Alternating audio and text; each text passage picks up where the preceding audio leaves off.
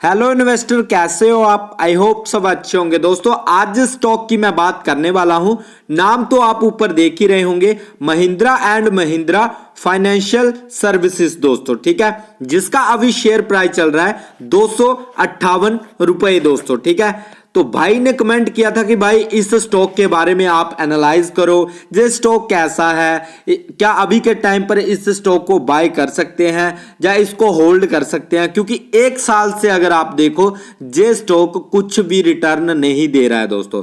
3% के रिटर्न दे रहा है, जो कि कुछ भी नहीं होता है एक साल में दोस्तों, ठीक है, क्योंकि एक साल में तो 4% तो आपको बैंक में भी मिल ही जाता है, ठीक है। और अगर आप बैंक में एफडी करवाते हो तब आपको 6, 6.5, 7, 7.5 बैंक में भी आपको मिल जाएगा। तो जिस स्टॉक तो आपको एक साल के अंदर लगभग 3% दे रहा है, तो कितना बेकार इसने परफॉर्मेंस दिखाया है। ये क्यों किया है, कैसे हुआ है, क्या अभी ये स्टॉक सस्ता है, महंगा है, इंट्रिंसिक वैल्यू क्या है, पेट्रोस्की स्कोर क्या है, लॉन्ग टाइम के लिए अच्छा है नहीं है, या शॉर्ट टर्म के लिए अच्छा है, सब कुछ इसमें डिस्कशन करेंगे दोस्तों। वीडियो काफी ज्यादा इंपॉर्टेंट होने वाली है। अगर वीडियो को लाइक नहीं किया तो भाई लाइक कर देना, चैनल को सब्सक्राइब नहीं किया है तो सब्सक्राइब भी कर देना दोस्तों, ठीक है। अगर हम बात करें दोस्तों इस स्टॉक की, तो एक वीक से ये लगभग 10% के आसपास टूट चुका है दोस्तों, ठीक है, 10% के आसपास टूट चुका है, ठीक है। और वीक की बात, मंथ की बात करें तो एक मंथ में लगभग 6.5% टूट चुका है, ठीक है। एक साल की बात करें तो 3% का ही रिटर्न इसने दिया है। और अगर मैं 5 साल की बात करूं तो 5 साल में देखो इसने 2.5% का रिटर्न दिया है भाई, 2.5% का रिटर्न। तो कौन जहां पर पैसा लगाए और 2.5% रिटर्न मांगे भाई? 5 साल अगर बैंक में रखते तो भी अच्छा हो जाता। तो ऐसे स्टॉक में तो भाई क्या कर सकते हैं फिर, ठीक है ना। तो अब दोस्तों जहां पर देखना पड़ेगा क्या ये स्टॉक ठीक है या खराब है, क्या सिस्टम है, क्यों इतना गिरावट हो रहा है, क्या है। तो देखो पहली जो मेरी कंडीशंस है, देखो दोस्तों जो चैनल पर न्यू आए हैं या इस वीडियो को न्यू देख रहे हैं, तो आपके भाई की कुछ कंडीशंस होती हैं। जैसे मेरा कुछ क्राइटेरिया है, जैसे मैं अगर आपको बताऊं तो स्टॉक का जो प्राइस है वो बढ़ते क्रम में होना चाहिए। क्या आपको इसका प्राइस बढ़ते क्रम में देखने को मिल रहा है? आप बोलोगे हाँ भाई इसका जो प्राइस है हमें वो बढ़ते क्रम में देखने को मिल रहा है। हमें ऐसा नहीं देखने को मिल रहा। इस तरह से कई स्टॉक होते हैं जिनका इस तरह से होता है घटते क्रम में। हमें जो स्टॉक का प्राइस है वो ऊपर जाता हुआ देखने को मिल रहा है, ठीक है। पर अभी के टाइम पर अच्छी खासी गिरावट हो रखी है। ये गिरावट क्यों हुई है? क्योंकि अगर हम बात करें 2023 में जो 317 रुपए गया था, अभी जो 258 रुपए है दोस्तों, ठीक है। जहां पर मेन कारण समझते हैं, इसके फंडामेंटल चेक करते हैं दोस्तों, ठीक है। तो अगर इसके फंडामेंटल की दोस्तों बात करें तो मार्केट कैप आपको जो देखने को मिल रहा है 31,946 करोड़ का इस स्टॉक का आपको मार्केट कैप देखने को मिल रहा है। और पीई रेशियो की बात करें तो 16 के आसपास, 15-16 के आसपास की पीई रेशियो देखने को मिल रही है। हमें कितनी पीई रेशियो चाहिए? हमें चाहिए दोस्तों 20 से नीचे की। क्या जहां पर आपको 20 से नीचे की देखने को मिल रही है? आप बोलोगे भाई हाँ, जहां पर हमें 16, 15-16 के आसपास मिल रही है तो 20 से नीचे को हमें मिल रही है। तो ये कंडीशन भी ये फुलफिल कर रहा है, ठीक है। पीवी रेशियो की बात करें तो पीवी रेशियो दोस्तों 2 से नीचे का होना चाहिए। क्या जहां पर हमें पीवी रेशियो 2 से नीचे का दिखाई दे रहा है?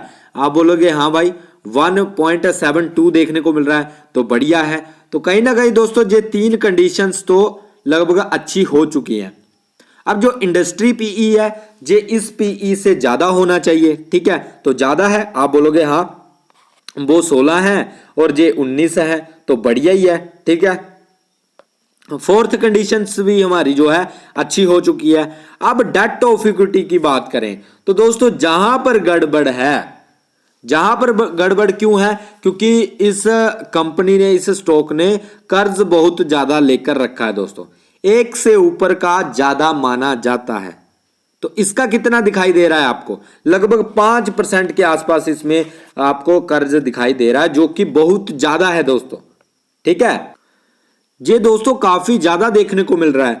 अब बात करेंगे जहां पर एक हमें नेगेटिव पॉइंट जहां पर मिल चुका है दोस्तों, और बहुत ही बड़ा नेगेटिव पॉइंट है दोस्तों जी, और प्राइस गिरने का ये सबसे बड़ा कारण है। जो डेट ऑफ इक्विटी है, कंपनी पर कर्ज बहुत ज्यादा है, ठीक है। आरओई की बात करें 10 की या कुछ भी नहीं है, ज्यादा बड़ी बात नहीं है। जे भी लगभग मुझे अच्छा नहीं लगा, कम से कम 15 से ऊपर की मुझे चाहिए। तो जहां से भी जे कंडीशन खराब है, जे कंडीशन खराब है। अर्निंग पर शेयर की बात करें तो 15 रुपए पर शेयर कमा कर दिया है, ज्यादा कुछ बड़ा किया नहीं है, जे भी मेरे लिए खराब ही है दोस्तों, ठीक है। डिविडेंड की बात करें तो कंपनी ने डिविडेंड दिया है, कितना दिया है आगे बात करेंगे दोस्तों कि कितना डिविडेंड इसने पिछले कुछ सालों में दिया है दोस्तों, ठीक है। बुक वैल्यू की बात करें तो बुक वैल्यू अच्छी है भाई, 150 के आसपास की बुक वैल्यू मिल रही है और 258 रुपए का शेयर चल रहा है, ठीक है। तो कहीं ना कहीं दोस्तों अगर कल को कंपनी भाग जाता है, कंपनी का दिवालिया निकल जाता है, जो कुछ भी होता है, तो आपको 150 रुपीज बुक वैल्यू के हिसाब से आपको पैसे मिलेंगे दोस्तों, ना कि 258 रुपए प्रति शेयर, ठीक है। तो ये मतलब होता है आपके बुक वैल्यू का। फेस वैल्यू की बात करें तो 2 का फेस वैल्यू है, तो कल को अगर शेयर स्प्लिट होता है, जब बोनस शेयर जारी होते हैं, तो कहीं ना कहीं इसमें चांसेस बने रहेंगे दोस्तों, ठीक है। नेक्स्ट जहां पर कंपनी के फाइनेंशियल कंडीशन देख लेते हैं भाई। रेवेन्यू अगर आप ईयरली में देखो तो कहीं ना कहीं थोड़ा सा बड़ा है। प्रॉफिट की बात करें तो प्रॉफिट भी दोस्तों जहां पर लगभग बड़ा है। नेटवर्थ की बात करें तो नेटवर्थ भी बड़ी है। आप बोलोगे भाई सब कुछ तो बढ़ रहा है, रेवेन्यू, सेल्स, प्रॉफिट, नेटवर्थ सब कुछ बढ़ रही है, पर कंपनी अच्छा परफॉर्मेंस क्यों नहीं दे पा रही, शेयर प्राइस इतना क्यों गिर रहा है? तो आइए दोस्तों जहां पर मैं आपको समझाता हूं कि मेन कारण है क्या। एक तो कंपनी के पास डेट बहुत है, ठीक है। दूसरी बात है कि कंपनी के पास जो रेवेन्यू है और उतना ही खर्चा है दोस्तों। लगभग खर्चा देखो आप 3490 का, जहां पर 3490 करोड़ का जहां पर रेवेन्यू है और 2756 करोड़ जहां पर खर्चे हो रहे हैं, ठीक है। इविटा की अगर बात करें, ईवीटी की बात करें तो ये कहीं ना कहीं टैक्स टूक्स निकालकर जो आपका नेट प्रॉफिट जो है बिना टैक्स के निकाले जो प्रॉफिट निकल रहा है 552 है। अगर जे आप निकालोगे तो फिर क्या बचेगा आपके पास, ठीक है ना। जे आगे मैं आपको बताऊंगा कि कितनी बुरी हालत हो रखी है, ठीक है, जे ध्यान में रखना, ठीक है। अब बात करेंगे दोस्तों बैलेंस शीट की। बैलेंस शीट में क्या है, बैलेंस शीट में टोटल एसेट कितने हैं, टोटल एसेट अच्छे खासे हैं और लायबिलिटीज भी अच्छी खासी हैं भाई। 1 लाख के आसपास के जहां पर टोटल एसेट है और 86,000 जहां पर 86,383 के आसपास जो है लायबिलिटीज भी हैं दोस्तों, ठीक है। तो ये कहीं ना कहीं दिक्कत बड़ी बात है कि जितना, अब कैश फ्लो की बात करें तो कैश फ्लो नेगेटिव चल रहा है। क्यों नेगेटिव चल रहा है? देखो भाई यहां पर ऑपरेटिंग एक्टिविटीज मतलब जो कंपनी अपना प्रॉफिट निकाल रही है, वो मतलब जो कंपनी कमा रही है वो प्रॉफिट कन्वर्ट नहीं हो रहा। अगर प्रॉफिट बच भी रहा है वो कहीं टैक्स में जा रहा है, कभी इधर जा रहा है, कभी डेट में जा रहा है, कभी इधर उधर जा रहा है। मतलब कंपनी जो है अपने शेयर होल्डर का ही पैसा अपने बिजनेस में इन्वेस्ट कर करके जो है अपने कर्जे उतार रही है दोस्तों, ठीक है। ये कहीं ना कहीं दिक्कत है। ये देख लो आप, cash flow from investing activities ये भी माइनस में चल रहा है। ये बहुत खतरनाक बात है। ये दोनों चीजें माइनस में चलना, ठीक है। एक तो operating cash flow from operating activities, दूसरा है cash flow from investing activities. तो ये पॉजिटिव होना बहुत जरूरी है। और नेट कैश फ्लो की बात करें तो ये तो वैसे भी आपका जो है लॉस में चल रहा है, ठीक है। तो ये कहीं ना कहीं फाइनेंशियल कंडीशन कंपनी की बिगड़ी पड़ी है दोस्तों, ठीक है। अब देखेंगे शेयर होल्डिंग पैटर्न, हमें कितना शेयर होल्डिंग पैटर्न चाहिए भाई। मेरी जो कंडीशंस कहती है कि 60 प्लस जो है शेयर होल्डिंग पैटर्न में प्रमोटर की होल्डिंग होनी चाहिए। क्या आपको जहां पर 60% देखने को मिल रही है? आप बोलोगे नहीं। मिनिमम कितनी होनी चाहिए? लगभग 50 से तो ऊपर होनी ही चाहिए। तो 50 से ऊपर दिखाई दे रही है, हाँ भाई 50 से ऊपर दिखाई दे रही है। 52% की जहां पर प्रमोटर की होल्डिंग है, 15% म्यूचुअल फंड है, डीआई 13% है, एफआई 11% है, रिटेल 7% है दोस्तों, ठीक है। अब जहां पर माल क्यों बेचा जा रहा है, एफआई क्यों अपनी होल्डिंग को बेच रहे हैं, ये ऑपरेटिंग एक्टिविटीज और जो आपका इन्वेस्टिंग एक्टिविटीज, ये जो माइनस में चल रहा है ना, ये जो नेगेटिव में चल रहा है, इसका प्रभाव अच्छा खासा पड़ रहा है दोस्तों, ठीक है। ध्यान में रखना है इन बातों को। अब बात करेंगे दोस्तों इसकी इंटरेस्टिंग वैल्यू की, पित्रोस्की स्कोर कितना है, ठीक है। तो जहां पर देखो आप, इसका जो पित्रोस्की स्कोर है 4 का है। मुझे कितना चाहिए? मुझे चाहिए 6, 7, 89। भाई मुझे इतना पेट्रोस्की स्कोर चाहिए, क्या कंपनी का इतना पेट्रोस्की स्कोर है? नहीं है भाई, तो मेरे लिए ये स्टॉक बेकार हो जाता है, क्योंकि काफी ज्यादा खामियां इस स्टॉक में मेरी कंडीशंस में नजर मुझे आ रही हैं दोस्तों। आगे देख लेते हैं, क्या पता आगे अच्छा निकल जाए कुछ। ठीक है, इंटरेस्टिंग वैल्यू की बात करें 222 की है और अभी के टाइम पर 259 का शेयर चल रहा है, तो अभी भी लगभग इंटरेस्टिंग वैल्यू से हाई है। ओवर वैल्यूड ही है स्टॉक, ऐसा नहीं है मैं बोलूंगा कि अंडर वैल्यूड है या बहुत सस्ता है, तो सस्ता तो अभी नहीं है, क्योंकि इंटरेस्टिंग वैल्यू से ये ऊपर ही मिल रहा है।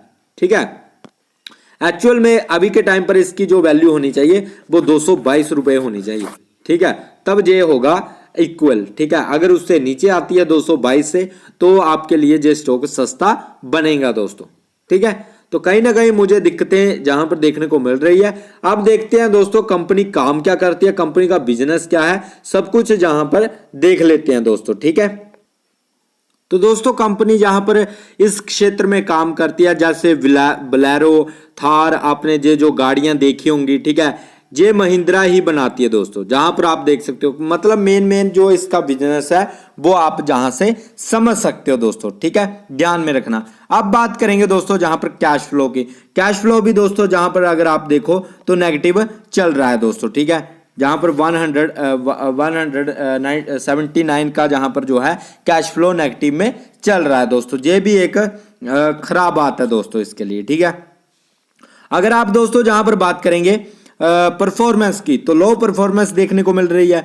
वैल्यूएशन की बात करें तो ओवर वैल्यूड ये स्टॉक मिल रहा है। ठीक है, ग्रोथ लो है, प्रॉफिटेबिलिटी एवरेज है। एंट्री पॉइंट की बात करें गुड है, अभी के टाइम पर आप लेना चाहते हो तो ले सकते हो। वैसे मेरे लिए तो भाई ये स्टॉक वैसे भी मुझे नहीं ठीक लग रहा। देखो जहां पर देखो आप जहां पर देखो इविटा इसका जो है इसका लॉस में चल रहा है। ठीक है, खराब चल रहा है। ठीक है, जहां पर रेड सिग्नल आप देख ही सकते हो। बाकी lower than industry net income margin ये भी खराब चल रहा है। ठीक है, फिर हम बात करेंगे दोस्तों जहां पर इसका higher than debt of equity ratio, मतलब कंपनी पर कर्ज बढ़ता जा रहा है। ठीक है, कर्ज में कोई वो नहीं है, सुधार नहीं है, कर्ज बढ़ता जा रहा है। Higher than industry current ratio. ठीक है, ये थोड़ा सा अच्छा है, पर आप जहां पर देखो ना 3-4 चीजें खराब है, एक चीज अच्छी है, तो उसमें क्या ही आप करोगे। ठीक है, बाकी अगर पीई रेशियो पीबी रेशियो वो अच्छा है। बाकी जहां पर अगर देखें तो वोलेटिलिटी महिंद्रा में काफ़ी ज़्यादा है दोस्तों। ठीक है, उसके बाद सबसे ज़्यादा जियो फाइनेंशियल सर्विसेज, उसके बाद Mahindra and Mahindra financial services में है दोस्तों। ठीक है, ध्यान में रखना। अब दोस्तों जहां पर एफआई ने जो है अपना माल बेचा है दोस्तों। ठीक है, एफआई अपना जो होल्डिंग है वो निकालता जा रहा है। जहां देखो इनकी जो होल्डिंग थी 16% के आसपास थी, इन्होंने 16 से 14 की, 14 से 13 की, 13 से फिर कम किया, फिर कम किया, अब 12 आ गई, 12 से 11 तक ये पहुंच चुके हैं। अपनी जो है होल्डिंग को कम करते जा रहे हैं दोस्तों। ठीक है, डीआई की बात करें तो डीआई कभी बेच रहा है, कभी खरीद रहा है, कभी बेच रहा है, कभी खरीद रहा है। म्यूचुअल की बात करें तो म्यूचुअल फंड भी दोस्तों कभी लगातार तो इन्होंने देखा जाए तो लगातार इन्होंने खरीदारी की है, अब थोड़ा बेचना स्टार्ट किया है दोस्तों। ठीक है, ध्यान में रखना। नेक्स्ट है दोस्तों टोटल प्रमोटर होल्डिंग। तो प्रमोटर होल्डिंग स्टिल बनी हुई है, ना ये बेच रहे हैं ना कम कर रहे हैं, तो 52% की प्रमोटर होल्डिंग बनी हुई है दोस्तों। ठीक है, रिटेल की बात करें कभी बेच रहे हैं, कभी खरीद रहे हैं, कभी बेच रहे हैं, कभी खरीद रहे हैं, तो इस तरह से रिटेल की जो है होल्डिंग चली हुई है दोस्तों। ठीक है, नेक्स्ट है दोस्तों म्यूचुअल फंड। कौन कौन से म्यूचुअल फंड इसमें इन्वेस्ट कर रहे हैं? HDFC का म्यूचुअल फंड है जिसका वेटेज आप देख सकते हो 1.73% है। कोटक है जिसका वेटेज आप देख सकते हो। SBI long term equity fund है, इसका आप वेटेज देख सकते हो। ठीक है, तो ये सब म्यूचुअल फंड इसमें इन्वेस्ट होकर बैठे हैं। ठीक है, नेक्स्ट है दोस्तों कंपनी ने क्या डिविडेंड दिया है? तो डिविडेंड आप देख सकते हो 6 रुपये 2023 को दिया था पर शेयर, फिर 2022 को 3 रुपये दिया था, 2021 को डिविडेंड 0.80 रुपये दिया, 0.80 पैसे दिया था। उसके बाद जो है 19 में 2.5 रुपये दिया था, फिर जहां पर 19 में 4 रुपये दिया था। तो इस तरह से डिविडेंड देती है कंपनी दोस्तों। ठीक है, अब आप बोलोगे भाई ये स्टॉक है कैसा, क्या हमें लेना चाहिए या क्या करना चाहिए? देखो लेना है नहीं लेना है वो तो आपका फैसला है। ठीक है, आपको खुद की रिसर्च कर लेनी है। ठीक है, आपको खुद भी देखना है कि क्या सिस्टम है, क्योंकि आपका पैसा है ना, किसी अलग का पैसा तो है नहीं। तो बाकी अगर मेरे नजरिए से देखा जाए तो मेरा व्यू तो इसके लिए भाई नेगेटिव ही है, ठीक है। मेरे लिए ये स्टॉक बेस्ट नहीं है, मेरे लिए ये स्टॉक नेगेटिव है और खराब स्टॉक है, क्योंकि मुझे चाहिए 6-7 का पेट्रोस्की स्कोर, जो मुझे नहीं मिला। मुझे इंट्रिंसिक वैल्यू से नीचे का स्टॉक चाहिए, वो मुझे नहीं मिला। एफआई माल बेच रहे हैं, ये भी खतरनाक संकेत है। दूसरा है operating investing activities fund minus में चल रहा है। फिर दूसरा आपका जो है इन्वेस्टिंग का जो फंड है वो भी माइनस में चल रहा है, ठीक है। नेट कैश फ्लो भी माइनस में चल रहा है। तो देखा जाए तो स्टॉक की हालत खराब हो रखी है, ठीक है। अभी गिरावट बाकी है, देखते हैं कहां तक गिरता है, ठीक है। उसके बाद अगर अपॉर्चुनिटी बनेगी या इंट्रिंसिक वैल्यू से नीचे आएगा तब हम सोच सकते हैं दोस्तों, ठीक है। बाकी अगर दोस्तों वीडियो अच्छा लगा है, वीडियो को लाइक करना, चैनल को सब्सक्राइब कर लेना। मिलते हैं नेक्स्ट वीडियो में। Bye guys, take care.